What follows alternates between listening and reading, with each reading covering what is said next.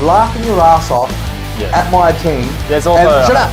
He's going to be the number one overview player for Mission in the fourth. No chance. Maybe besides Dylan Moore. No chance. Okay, no, Cornwall's got, Dylan Moore, that's it. No chance. There's no chance. I don't like his release, so stop talking about it. I didn't say it once, but since you brought it up...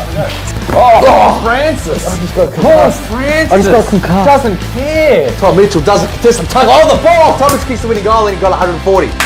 Vice captain right now. All right, welcome back to SuperCoach Masters featuring SupercoachPro91. How you doing, you dog? I like the pump up. Yeah, I'm doing pretty good, man. I'm sitting at 38th rank for the season. So you said you wanted to get someone that knows what they're talking about, hence why the other two aren't on. So let's get it started, mate. Yeah. Well, Jamie's in the 1,701, and I've fallen about 1,000. I kept that Hornet, and I kept McRae. I had to trade out Callahan, and good thing I traded out trainer Matty. He went from 6,000 to 11,000. He scored dog shit. And it could have been worse because he was trying to get Mills in this week, mate. Well, what did you do this week? Yeah, on the right-hand side, I did there McRae and Callahan, purely based in the top 50 last week. I was like, I just got to move these guys on. So went the value route, went Bolton and Sinclair. Sinclair was in 80% of the top 1% roughly, so I had to stop the bleeding there. And then Bolton left me 118k in the bank to do two juicy, yucky upgrades this week for some players that will get into the potty, and they're pretty awful, but they're going to make my side almost complete. So fuck yeah. I love this because I'm looking at some disgusting pods as well. But yeah, looking at your trades, you already had Simpson. You didn't avoid the 0. You're not kissed on the dick with luckiness. You already had him. You copped that 0 like everyone else did. But he was on your bench. You mitigated that a bit. Yeah, glad you clarified that bit. I definitely loopholed where I could, and I actually used Hewitt instead of Cleary, which is one I have to give Yaz a shout-out for because he actually said there'd be probably more points out of him just due to the role. So that was a little bit of a win. But, mate, Rowan Marshall can get stuffed this week. Like, far out. Witts just dominated him. I'm not going to go too much into it, but did you see that game? I did. I kind of thought they were... Champion has been a little stingy. I didn't say he deserved a shit game, but a tackle, holding the ball, effective kick, and he got like 5 or 6 points for it. Usually that's fucking here. Oh my God, tackle, holding the ball, and an effective kick. Here's 12 points. And I was looking at everything they're doing, and like, you're just fucking hating on him today, I reckon. So anyway, Witts is a bit of a tough matchup.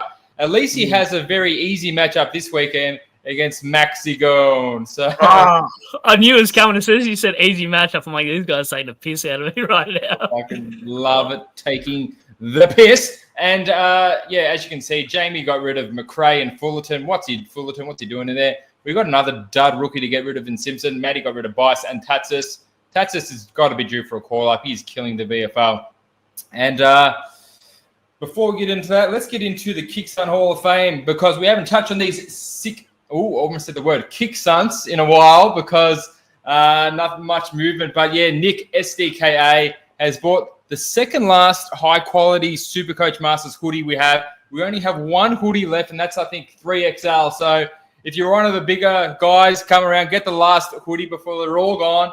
Couple of polos left, and look, we've got Wahabi here in first place. He's only 20 SuperCoach points off Dylan and SD fan Ange. And then Nick coming in fourth. As you know, we do a Brownlow medal presentation to the winner.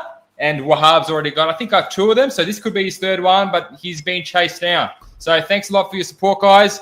And SuperCoach Pro, I know you'll be getting one of the polos too soon, won't you?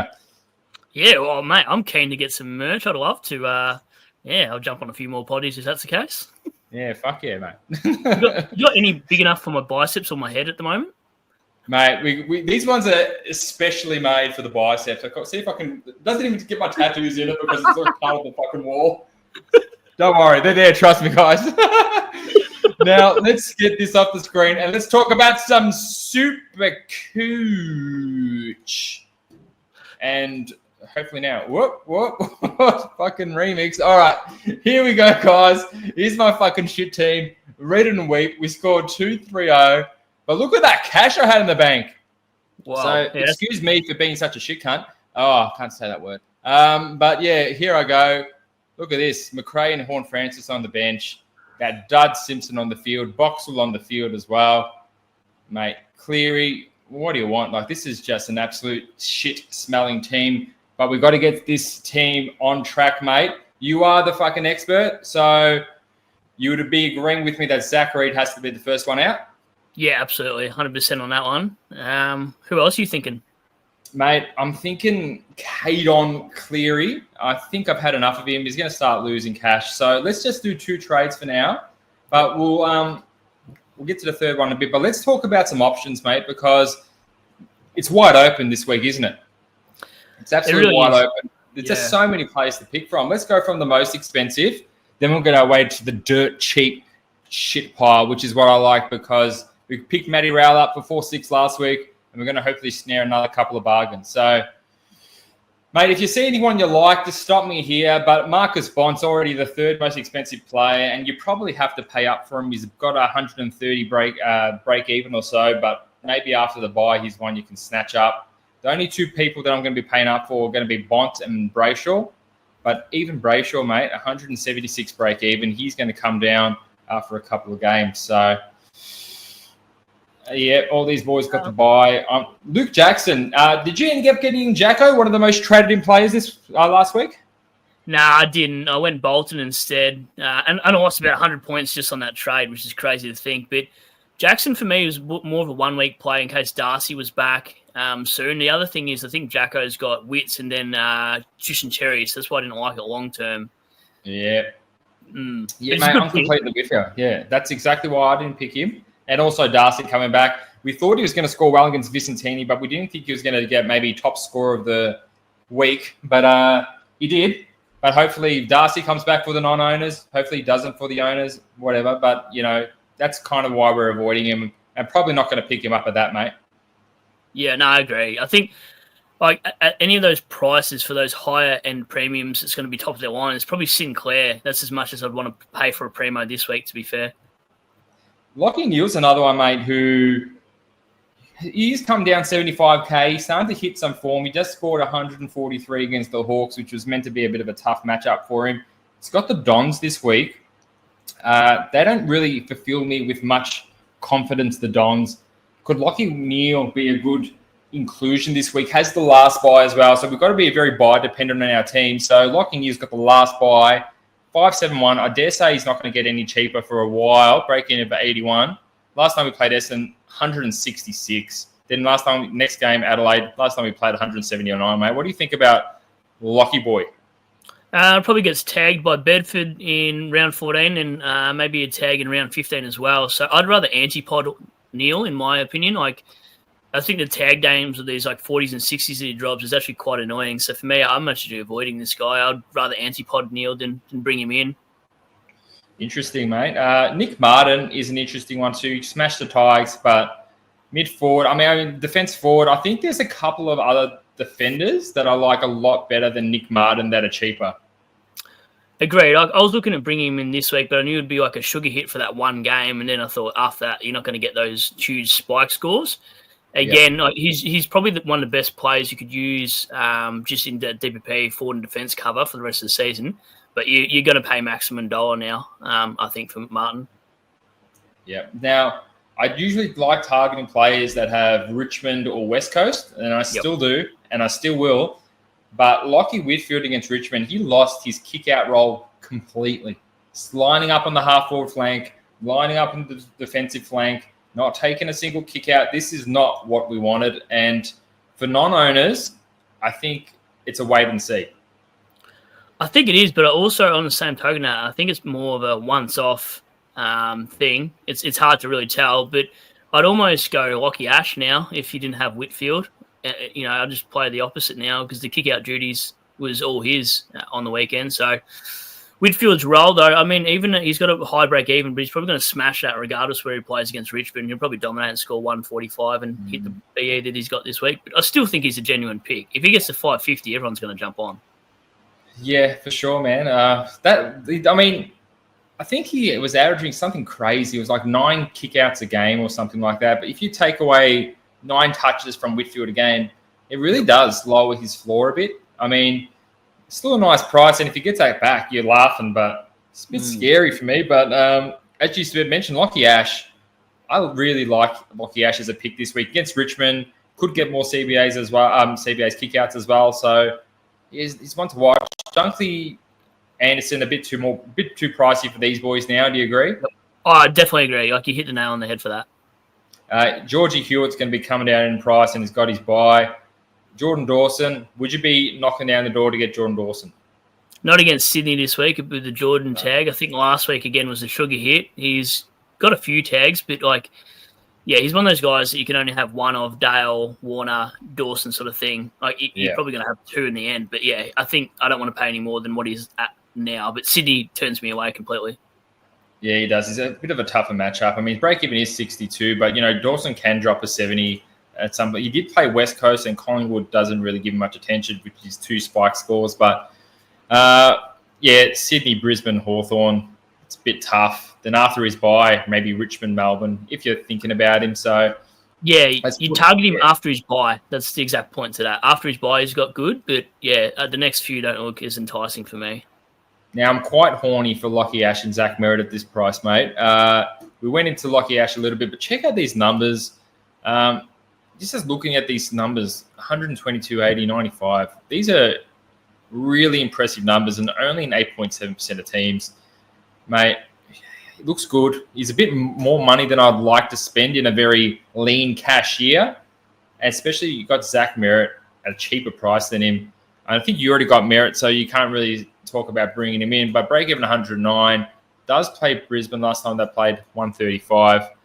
Coming off that massive 156, mate. What do you think about non-owners bringing in Zach Merritt this week?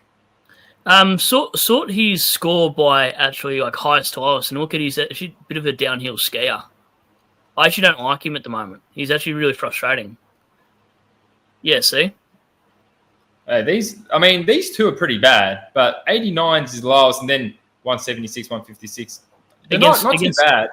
North, Richmond, Adelaide, and Melbourne, though, and they're his biggest scores, whereas the tough opposition, he seems to be playing a lot of high half forward.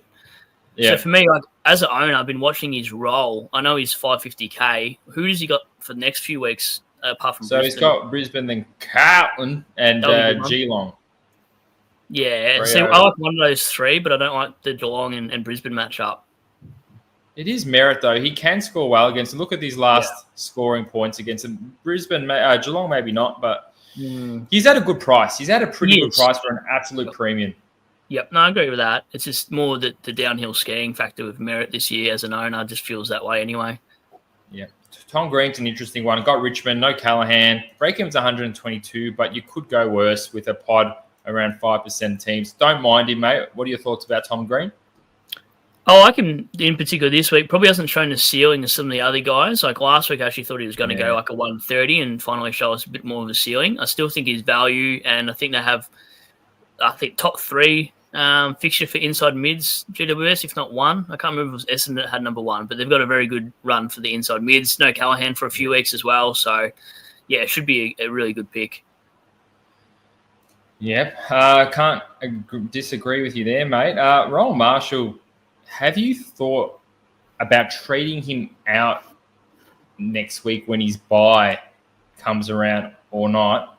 Just skip a and then get Tom de Koning back. I mean, I'm guessing you had him, but he's got Essendon coming up, no Ruckman, West Coast coming back, and we know how everyone's scores are good against them. 2 pretty big spike games, and he's a pretty cheap price, and you miss a primo having that buy or not in your plans. I actually have thought about that exact trade. I don't know if you've been in my phone recently or trying to, I don't know. I actually like that move. I just don't know if it would bank me enough cash to do what I'm thinking of, but yeah, it's a very good move. I think TDK probably needs that rest that he's been waiting for, even though he's rested last week. But yeah, the matchup he's got the next few weeks, if I'm an owner, I'm not trading him out this week, considering who he's got coming. And like you said, like he's got West Coast, Essendon with no Ruckman. It could be an absolute bloodbath for TDK. Could be 2 massive scores, man. Could be 2 captain, vice-captain scores, the way you look at that. And obviously, we have Pennet in the team, and they're obviously not going to play them 2 together. So it's really promising signs for TDK holders and owners. Yep, agreed. Now, Took has been probably this price almost all year, and he's been getting pumping steady 100s, 111s all year. What a pod, man. I don't know if I just don't see a ceiling high enough. I mean, nothing over 130, but geez, nothing lower than 99. It could go worse. Could go worse for a pod, mate. He's good. He's just the consistent player that you sort of want anyway. Like he's not your VCC option, but at least you know what you're going to get every week. And he's an absolute 2.7% pod as well. That's awesome. Yeah, for sure, man. I won't go too much into too many depths, but Nick Dacos, if you don't have him this week, this is the week, I think. Obviously, got 117 break even, but you can just jump on now from Nick for 5-3. And if he goes 160, 150, or 172, you won't miss out on it. So, Nick Dacos, do you own him? And if you don't, would you bring him in? I don't own him, but I'm waiting for the week after. His next opponent is the worst opponent he's got in terms of SuperCoach scoring over averages. So if you look at average versus the opponents, Hawthorn's his lowest. Because of that Finn McGuinness game, and then one game he went off injured. But let's not go crazy over that, hey? Yeah, actually, I didn't know that last bit. Okay, that makes more sense. But for me, I don't know. He's still got a high break even. He's been piffering at that 105 mark anyway. So I think it may be a next week play for me because I'm looking at other disgusting picks, not him. But he's definitely we'll get into that. Jordan Clark, still nice price. Did drop an 86, but you could do worse. Put Sarong in the same bracket. I really do like Sarong. He's obviously scoring a lot unders than what he was scoring last year, but still look at these numbers. They're not the high 120s that we've been wanting, but they're not overly disgusting either. Like one number over 117, and that's that one. So not the high, scoring Sarong that we're used to. Does Gold Coast, doesn't go near midfielders. North Melbourne, they let Dacos do what they want. Essendon, St Kilda, I don't mind Sarong as a nice little pickup, or if you want to wait till after his bye. I love Sarong pickup, but like you said, his bye is next week now. So, yeah, still one you could target after his bye. Yep, agreed. Not going to go into Taranda or Warner. Heaney's still there at a nice price if you want to pick him up. I've got a couple ahead of him, though. Cripps is an interesting one for after his bye. We'll get to that after the buys for these Carlton blokes. Jack Steele went huge, but I'm not convinced. Do I need to speak about him, or you like him at all? I like him, actually. A bit of a pod. 1% of sides is pretty crazy. Look at his last 4 weeks. Apart from that West Coast game, bit of a cherry picking here, but he is definitely back. I don't know what he averages from here on out, though, to be honest. It's a hard one. Probably around that 106, 107 mark, maybe. The things that scared me are the possessions. Obviously, he went berserk against Gold Coast, got 33.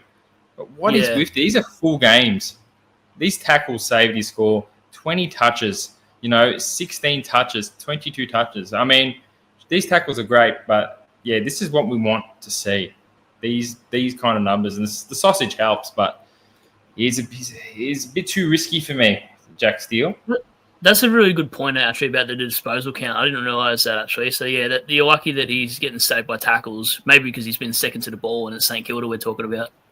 Yep, old slow Jackie boy. Maxi Holmes, massive anti-pod, 33%, but he's playing West Coast this week and he's at a decent price, mate. He's probably one of my top 5 calculations for trade-ins this week. Yeah, he's one of my top picks as well this week. So, I rate that one.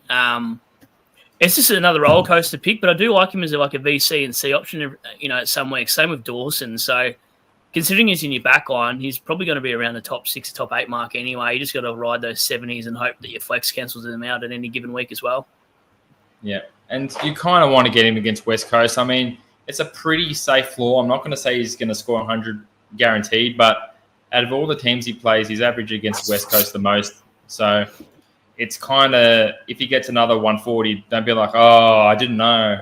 This is the time to kind of get Max Holmes. But there are a couple other ones that we like as well, mate. So Sheasel, do we hate him?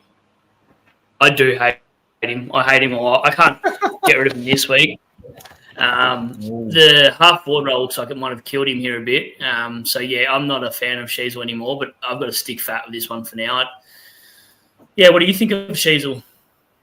Disgusting role, man. I mean, I think he got 2 CBAs. I don't know if I'm thinking this week or last week, but yuck. I mean, absolutely yuck. And look at his possessions. He's been in all my multi-unders.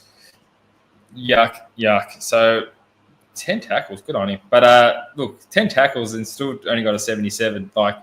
20 touches. Man, he needs his overall back, or else he's just bleeding cash, playing like shit. He's got West Coast this week, so even in a shit role, he might score good. So I'm going to... Wait, no, he's got the bye. Yeah, I probably have to hold him because he's playing West Coast the week after, but I can understand the people trading him out because it's a disgusting role. Yeah, I don't hate it. The only option you're going to go down to is someone about 100k less than that, and I'm sure we'll get to that player shortly. Yep. Wangan and Malira, really good price. Can wait a week, can go early. Wait a week, pick him up after his bye. But yeah, he's ready to pick up, man. He's a really good price, $5.15. He's cheaper than all the Holmeses and Clarks and Lockie Ashes and Nick Martins, and probably just as good. Yeah, more consistent than your Holmes pick, but probably doesn't have a higher ceiling like a VC option that Holmes would. But he's more of a pod as well. If I'm going one way, I'm probably going Nass over Holmes for sure. Yeah, there's a couple of nice scores, but you wouldn't ever drop a VC on him, surely. But no, you wouldn't. No. Yeah, he's in consideration, but I'm more so for after his bye. I mean, I've got enough defenders, and we'll try and get to that in a bit, but yeah, we're not looking at any of these blokes. I wouldn't have thought Newcomb, no LDUs.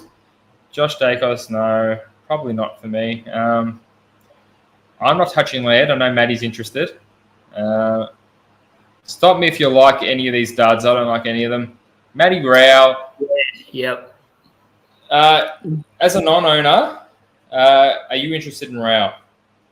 Oh, I'm bringing him in this week, so I'm definitely interested in him. I don't really love redheads, as you know, in my SuperCoach side. This guy eats grass, probably the wrong sort. But, yeah, I just think he's got enough 120s in there to make him viable for his roller coaster. I don't have a Jordan Dawson, but at 485, he's probably going to average 105. He has throughout his career around that sort of point of what he is. For what he is, he's fine. He's got to be my M8, so I don't really care about Rao too much. It's just I'm trying to upgrade all my rookies and not worry about these last couple upgrades. I just want to get a full primo or semi-primo side at least. So I like Rao this week. Look at his ceilings. He's a good he's got some really big spike games, and you can't have his low games when you just that's a big 3 stretch of games. But these ones against maybe the shitter sides. He got tagged by Dunks, by the way, in that 53. Dunkley tagged him. Yeah. So look, he's a nice pick. I mean, I picked him up last week, so 21k wouldn't really change that. But look, if you're looking at it, he's the same price as like the Setterfields and Bowies and Blitzarves and Hayden Youngs of the world, mate. He's at a great price still. Yeah, I agree. That's exactly the point. At his price point for what there's available around that, he's probably the best of the bunch for the midfield in particular, of course. Now, I want to keep going down because there are dirtier picks that I kind of want. But if you see any dirty ones that you like, you stop me, because we've gone past the Shy Bolton and we've gone past the Clary. He has got 130 and it looks like his rolls back. He got fucking 30 touches, 11 tackles and a goal or something. So Clary's looking good, but I'm not wasting 2 or 4 trades on Clary. So I'm not going to give it a sniff. Huh? I'm not going to give that one a sniff. Nah, I'm not sniffing that one either, mate. We'll keep our noses nice and clean for that one. Still got that dud. Now, look, this is pretty cheap territory, mate. Can you have any idea who I'm going to? You're going to go to Stewart, but I'm also looking at Jeremy Cameron if the weather wasn't so bad on the weekend coming up. I'm not going to Stewart because I fucking hate him. Okay. I got someone even more. Oh, we'll stop with Jeremy Cameron while we're here because I know you liked him last week.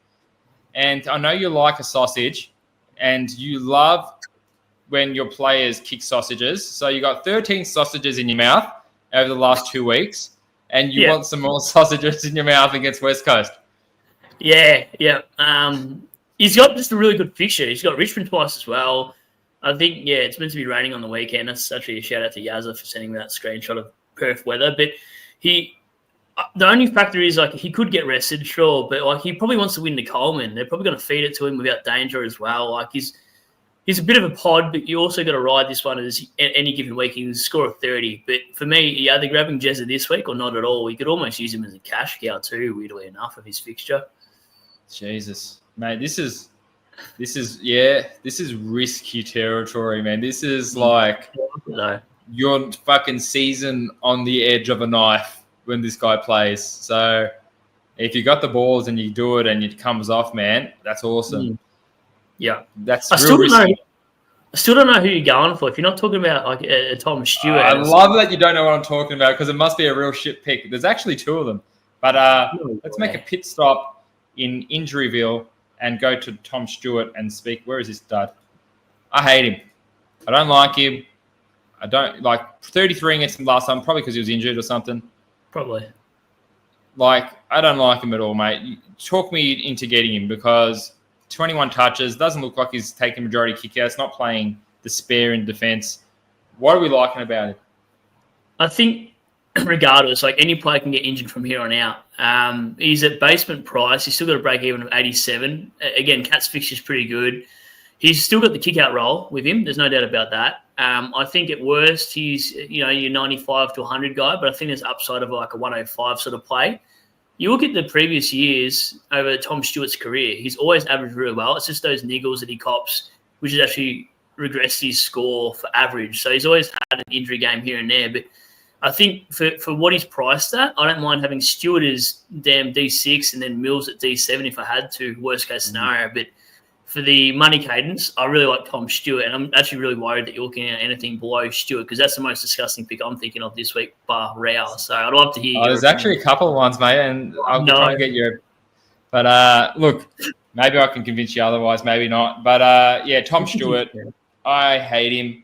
And as for the kick-ins on the weekend, Humphries led the team with 6, Stewart had 5, and then Guthrie had 4. So it looks like it's a bit of a 3-way split. And that's lucky that the Dogs kicked 17 behind. So, yeah. What do you think he averages from here on is probably my question. You got to really factor in how many times he gets injured because there is no chance he's paying from 12 to 24. So, including injury-affected games, I'll say about a 90. Yeah, okay. I probably got him a little bit higher than that. Yeah, so look, I mean, these are all right. 64 here, 67 here. Was he injured there? Probably. He's been injured twice already this year. One was gastro as well that he came back from, but that's because Strong full of shit. So he's not even looking after his fucking health. So, no, fuck him. All right, now I'm going to tell you one of my absolute disgusting slobber knocker picks, and I'm looking at Jai Cordwell. That's not even bad. Huh? That's not even a bad pick. That's one for next week, though, for me, because the break even's 97. 97. Could be. But also, he did come back from injury. He played like shit. His role is still there because he got the same CBAs as Zach Merritt on the weekend, which was 16, which was the high for the Essendon mids. Yep. Comes back. He started the season on fire. Got injured in this game, I believe. Came back from injury. He's still working towards it and gets a nice spike score against Richmond. Yep. Is he back? Maybe not. He got 29 touches and 11 tackles, similar to the numbers he was getting at the start of the year. So, look, it could be just a Richmond spike game. What was his common ground for this one? I think it was in the 70s. So it was, can't remember from the top of my head, but I think it was around 75-ish. Obviously, Sorry, go on. So obviously we weren't like, higher 70s or 80s, but, if he can get the job done in that time, I'm not saying he's going to set the world on fire, but at 429, you could do worse for a floating, mid-pricer or, that in your team to just... Thoughts? Yeah, well, I'm probably going there next week, mate. If I wanted to do 2 trades next week, I can only grab around the 450 mark, and here's the guy I'd probably put at M8 with Rao at M7. So definitely considering Jai Caldwell for myself, but I actually wasn't expecting you to bring it up this week just because he's got the Lions. And I just wanted one more crack at it to see, better opposition, what he can score. Like the Adelaide game, 118 against Adelaide, that's fine. Hawthorn at the start of the year makes sense, but I just want to see one more game from him before I go, yeah, okay, he's definitely back. In case it is, that's probably the smart thing to do. Yeah, no, I just like getting it. Like I could have waited another week for Rao, but I wanted to. I like picking him up for 20k less. It helps with my fucking shit cash gen that I got going. Last disgusting pick I'll send to you, and we're going down. We're going real down. We're going risky down, and maybe some of you know who I'm talking about. Maybe some of you don't, but we're going all the way down to Toby Green. Now, the reason I'm picking Toby thinking about picking Toby is this. Last buy, Callahan's out, and he had, I think it was 16 or 18 CBAs. So he's playing more midfield now. Break-even's 21. He's got Richmond, and, he's just been put into the midfield last game. So 127. And if that continues, I'm not expecting him to kick 3 goals and get 28 every week, but if he's still in that midfield, he can do a lot of damage until he's by, even make some money. And if not, he could just be one of those players that you just fill some holes into, you finish your team, mate. What are your thoughts on that? Yeah, I don't like it just because Finn would be back after his bye, so you probably get, maybe 4 games out of him before he goes back to the forward line. And then he plays West Coast. Yeah, potentially, but I don't know. It's just a weird territory. The money you're paying for him, considering he doesn't got DPP, it's just a little bit awkward. Sort of like, it's not for me. It's like trying to message your ex-girlfriend to come over. You just don't want to do it. It's too awkward. Dude, you're messing with Jeremy Cameron. This guy is cheaper by 60K, and he's playing a bit of midfield now. Yeah, on paper, I definitely get that. But Jeremy Cameron's a guy that's the number one target that Geelong use, whereas Green, you've got Hogan, you've got all those other players, Riccardi, etc., in the forward line. That I just don't see Toby Green doing much after Richmond. Really, I mean, I don't know. You can take a punt on it, and it was mentioned in a live stream last night about Toby Green, but it's just not for me. I don't know why. There's something about it. I'd rather pay up the extra, 60K you're talking about Caldwell for, or even Tom Stewart in a different line than Green. I think averages more. It's purely the midfield role for me. I don't think, Toby Green as a forward has got any viable scores, even though, he can score pretty good as a forward. And that's not why I'm recommending him. It's because he had, I think he was the third giant midfielder that had the most CBAs, and just seeing a bit of a change in role while Callahan's out. So just one to think about, not one I'm absolutely lining up and saying you need to get him in now. Just something to think about. If you can't really, maybe you've got some strapped cash and you only can afford a primo and someone at a cheap price. But as I said, if you get him and does shit, it's not my fault. Yeah, no, I agree. Look, he's just a weird price for me, though. But the one I like sort of next week, if you also go weird price and hope a roll was back, was probably Doherty. That's the one on halfback flank roll next week. He's about the same price as a Green. Was he playing on the halfback flank or was he playing on the wing? I don't really know his role. Maybe while all the other guys are out, he might get that halfback role. But maybe how did he go on kick-ins, mate? Do you know what he was doing for kick-ins? No. I'll have to look at his heat map then. If I'm wrong, well then oops. But I don't know. Just something about Green is a bit of a danger territory for me. Yeah, it is. It's a dangerous play, and you're a dangerous man. So I can think of no one better to lead the charge of Toby Green. Let's talk about the rookies, because we'll go into real quickly, because it's Angus Clark, Daylight, and maybe Campbell Gray, mate. Have you thought about Campbell Gray? I hate him personally as a human. No, I don't know as a human. I just hate him. Round 7, he played 5 marks, 5 kicks, and he was done for the day. Then he just got 11 touches, and that's an 82 SuperCoach, probably 1 in every 20 games. So I don't like Campbell Gray, mate. What are your thoughts on him? Depends on team sheet. So if they drop Trainer, Gray probably holds his spot. Nank will come in for Samson Ryan, who's useless. I hate Samson Ryan. Anyway, then Tom Winch will come in for...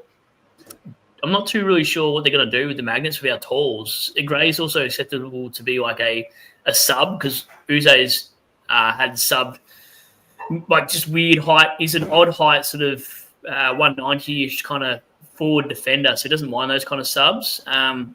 If Trainer's out, I'd probably grab Gray, to be fair, because he's on the bubble, whereas Clark's not on the bubble. Essendon, Scott just doesn't give these guys a run at it. There's no real good rookies. I'm probably waiting for a mid-season rookie that I think might get a game. But, if you had to and he gets named this week to get a warm body, you'd probably just do it at this point, wouldn't you? Oh, mate, I just see a Cooper Simpson kind of thing, not injury-wise. We pick him up, he has his price rise, and he gets dropped into Affinity, and we never see this guy again. So that's pretty much like this Archer Day Wicks. Just trying to have a quick gaze, see if there's anyone else, but I'm pretty sure there isn't. No thank you, Harry O'Farrell.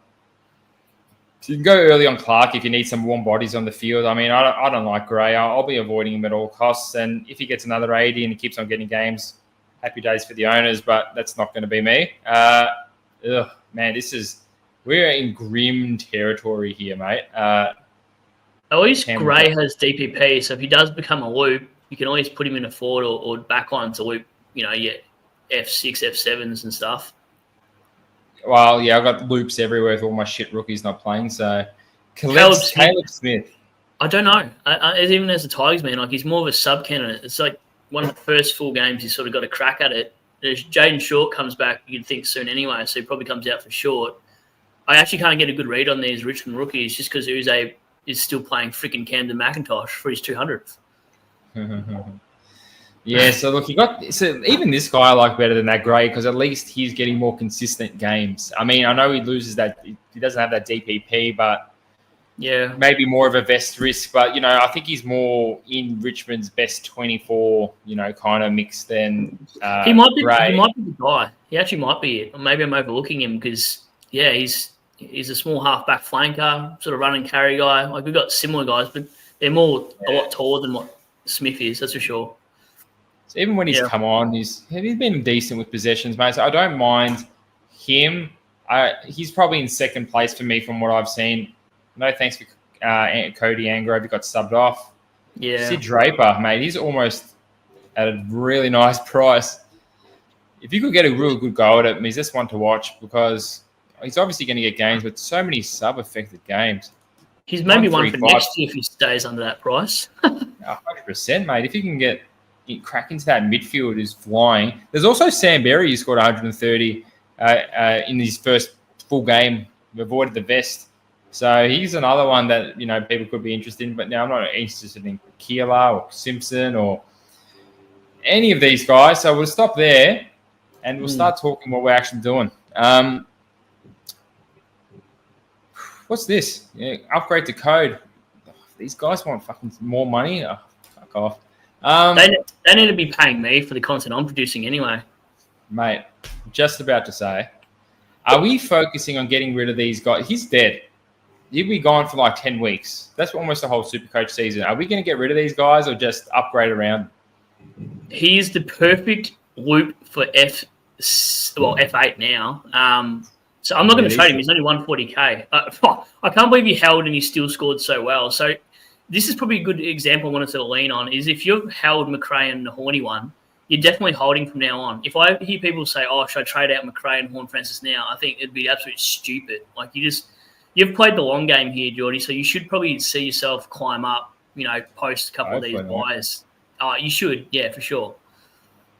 Yeah, hopefully, mate. So we already got our 6 defenders: Zorko, Sinclair, Whitfield, Sheasel, Roberts, Rosie. Right, so that's done. We've got our 6 forwards: Bailey Smith, Traco, Rankin. Marriage, I'll probably crack him on the bench and put on McRae and Horn Francis, or put Marriage in Flets. So that's all done. I just got to fix out my midfield, but I'm kind of being dictated by the prices. So I don't want to get the Brayshaws or the Bonts or them just yet. I'm going to go for the cheapies or for players that well priced and that can score well. So Max Holmes is one that I'm really thinking of chucking in there for Zach Reid. Not too much money it costs to do that trade. We could chuck Holmesy in flex. Can I? Far out. Yeah, we get this start off here. Could you upgrade Cleary now with that money or not? Yeah, definitely. So I've got enough money to upgrade Cleary, and I can get another pretty decent player.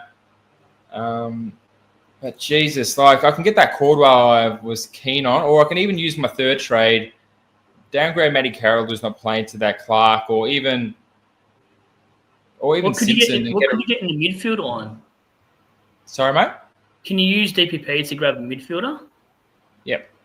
Yeah, what do you got there for 521? Well, let's just chuck it in flex, so we can say every single player that we can afford at this price. So there are players that are a bit better. Like Lockie Ash is really standing out to me. I could always do my third trade and get him, but just got to wait for the team sheets to see how many actual players we've got playing this week. So we'll get rid of Cleary. He's pretty much cashed out. Could get dropped. Who knows? And the best player is Noble, but there's Wanganeen Malira. You can go early on. I don't mind that. It's not bad, huh? It's not bad, Wanganeen Malira. Or can go even more tight ass and grab that Cordwell I've always wanted. I reckon you go Nas, because at least you know Nas is going to be top 6 roughly. Yeah, but that's the thing, man. If I grab Nas, let's just put in Cordwell for now. If I grab Nas, let's have a look at my buys because we're in a bit of trouble. We've got Sinclair missing, McRae, Sarong, Boxall, Lloyd, Marshall, Cooper Simpson, and Horn Francis. So and then if I put him as a Wangani Malira, we're in big trouble now. So yeah, so can't do that just yet. After his buy will be a perfect target. But yeah, for my best buy personally, and all you guys that are watching, check your best buy because it's probably this one, Ned Long, Rao, Dacos, Roberts, and that's pretty much it. So I want to be focusing maybe another Gold Coast player, maybe not any Richmond players, but yeah, look, Warner would be nice, but yeah, that's probably the best buy for me. Yeah. Sorry, mate? Warner's okay, but he's also a roller coaster. He's like an 80 or a 130 by the looks of it. Yeah. Yeah, no, that's for sure. I couldn't agree more with you there, but just can't afford him. But as I said, if I trade out old mate Carroll, chuck in Angus Clark, we've got a lot more money to play with, and that really opens up the field. So chuck Clark back there. And so look, I will get into that, but look, it looks like it might be maybe just 2 trades and get Cordwell, or maybe I do the boost. Merritt's nice. Lockie Ash I've wanted, so we'll chuck him in Lockie Ash there for now. Yep. So I've got Lockie Ash and Holmes. I've got about 8 defenders now, so I've got these 6, Max Holmes and Ash, that's fine, man. I'm not going to stress about the need to have a midfielder in the midfield zone. But yeah. So that's what I'm kind of thinking about. I might lean towards Cordwell, or even if I get a Tom Stewart, I could get a Toby Green and get 3 primos. But no, look, I'll probably do something similar to this, mate. What are we doing with your team? Yeah, so with my team, as per a screenshot, I think it was Trainer, Stewart, and Bice. Out for Stewart, Rao, and a 99k rookie, I'm pretty sure is what I'll do. So M8 will be Lindsay. Back line will be complete. So that Bice will be Tommy Stewart.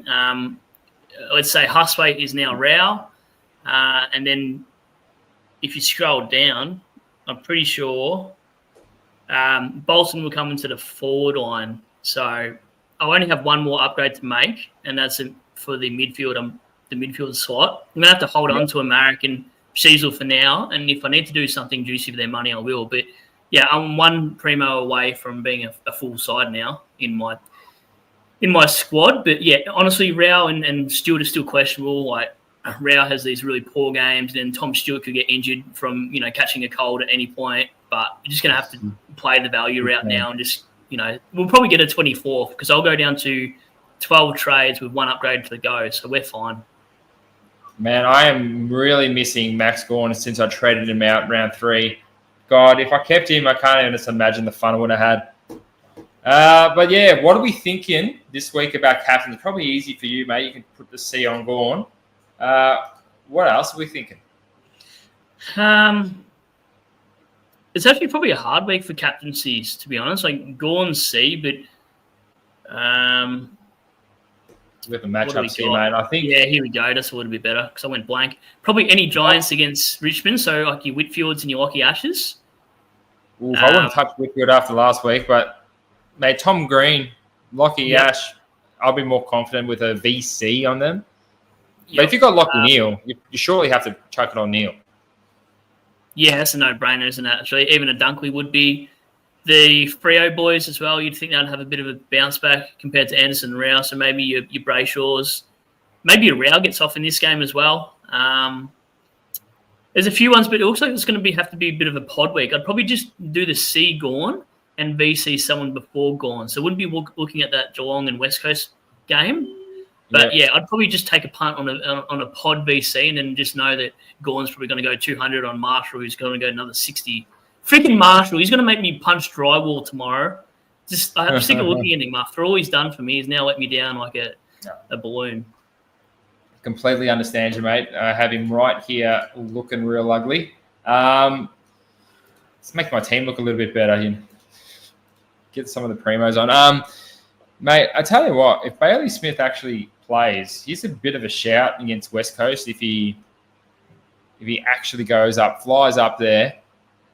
I mean, West Coast historically this year have been decimated by midfielders, but Bailey Smith's in a lot of nice form. He did have to jab his shins, but if we didn't hear that news at all, he would be probably putting the C on him.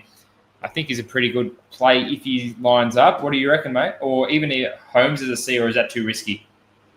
No, it's not too risky. Like, worst case scenario, if one of those was laid out because they wanted to rest him, at least you could put the C on him and you get Gorn score anyway. Yeah. Now, Gorn is definitely the main play, but for us non-Gorn owners, yeah. I think Nick Dacos, he showed that he finished off the game strong with 17 touches. Yes, Hawthorn isn't North Melbourne. Finn McGuinness hasn't been getting many CBAs. I wouldn't be surprised if that changed just for Nick Dacos, but Nick can always pump out a 170. So I'm probably leaning towards a VC on him. If I get lucky, Ash, I'll be tempted to go him as well with that juicy kick out bonus. But I'd VC Whitfield. I don't think you got to worry about this. I think this is one game that's thrown you off on this. I think Whitfield, even at half forward flank, will probably go 130, to be honest. Yeah, you're right, mate. It has fucking scared me, and I don't know what's happened with the SuperCoach page here, so let's just get rid of it. It doesn't scared me, and I'm not going to lie, mate, but I can't. Yes, no kickouts. I mean, I'm all about recent form, recent role, so it definitely won't be Whitfield for me. If anyone, would be Lockie Ash, but mate, you're the SuperCoach Pro. You know what you're doing, mate. You're ranked 38. All eyes are on you this week. Where can all these assholes that are watching right now find you? Yeah, just on the below SuperCoach Pro, of course, and then with the Twitter at SupercoachPro91. If you want to actually see a good side and actually jump to a decent ranking fella, just give us a sub and a like. And we're ranked 38 for a reason because we don't listen to this guy. So no, I'm joking, but yeah, we're doing pretty good so far. We'll take it. Hey, wouldn't it be absolutely funny if I was playing the long game and I just overtook you at the season's end? Wouldn't that just be hilarious? Wouldn't that just be what everyone wants to say? Yeah, then you'd have to buy me a beer, mate. So yeah, you're on if that happens. What do I have to buy you a beer? Shouldn't you buy me a beer? Oh, nah, for me jumping on, you need to send me some merch now because I'd love to get those Polos. Yeah. All right, we will do that, buddy. And I apologize, ladies and gentlemen. You are not assholes. I'm just fucking around. I know. Don't be upset. All right, but speaking of assholes, Matty, when are we going to get you back, champ? Your team is shit. We need you to jump on here. Maybe with the SuperCoach Pro, we can tear it apart. We can get you some good players, champ. Come on. This is Matty right here at the moment. He's just hiding in the bushes, hiding from his freaking rank. Yeah, anyway.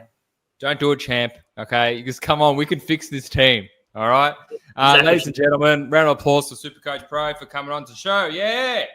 Woo! There we go. Crowd goes nuts. All right, ladies and gentlemen, it's time for me to get out of this stinky hot room. And we'll see you next week. Hopefully we can navigate these buys pretty well and catch up to all those double-digit rankers. Sounds good, mate. Thank you for having me on, and yeah, enjoy. Easy, brother. Thanks for having you on. It's always an absolute pleasure hearing your absolute pearls. Not getting Toby Green now, so if he goes berserk, I'm coming straight for you. I'll send you my address. All right, buddy. We'll catch you on the next one. Thank you all for tuning in, and thank you all the Sunts who have helped support the body. So see you on the next one, guys, and see you SuperCoach Pro. See you, mate. Enjoy.